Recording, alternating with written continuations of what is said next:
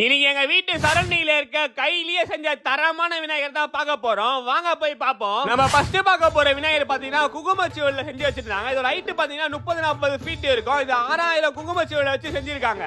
அவரை பார்க்கறதே சும்மா பல அட்டகாசமா இருந்தது. ரெண்டாவதா மஞ்சள்ல செஞ்ச விநாயகர் தான் பார்க்க போறோம். இதுக்கு 1.5 டன் அளவுல மஞ்சளை யூஸ் பண்ணிருக்காங்க. அதுல என்ன ஹைலைட்னா ஒரு படுத்துட்டு இருக்க மாதிரி செஞ்சிருக்காங்க. அதை பார்க்கறதே இன்னும் 2 கண்ணு வேணும் போல, அவ்வளவு அழகா இருந்தது. மூணாவதா பாத்தீங்கன்னா பிஸ்கெட்ல செஞ்ச விநாயகர் தான் பார்க்க போறோம். பயங்கரமா யோசிச்சு தரமா செஞ்சிருக்காங்க. இதுல மொத்தம் எத்தனை பிஸ்கட் இருக்குன்னு சொல்லி கேட்டோம். 5000 பிஸ்கட் இருக்குன்னு சொன்னாங்க. நாங்களே ஷாக் ஆயிட்டோம். நாலாவதா பாத்தீங்கன்னா அம்சமான ஆடம்பரமான 3 தலை வச்ச விநாயகர் தான் பார்க்க போறோம். இந்த விநாயகர் எதுல செஞ்சிருக்காங்கன்னா மரத்தை கீழே நின்று கிருஷ்ணர் புல்லாங்குழல் ஊதுற மாதிரி இருக்க ஸ்டாச்சுல தான் செஞ்சிருக்காங்க. அப்புறமா அங்கங்க எலியில விநாயகர் இருக்க போல இருக்கு. இதுக்கு மொத்தமா 8000 பொருள் யூஸ் பண்ணிருக்காங்க. கடைசியா கருப்பண்ணசாமி மாதிரி இருக்க விநாயகர் தான் பார்த்தேன். அவரோட ஸ்லிப்பர் கட்டி பெட்டி எல்லாம் பார்க்கறதுக்கு பயங்கரமா இருந்தது. இந்த 5 விநாயகர்ல எந்த விநாயகர் பிடிச்சதுன்னு சொல்லிட்டு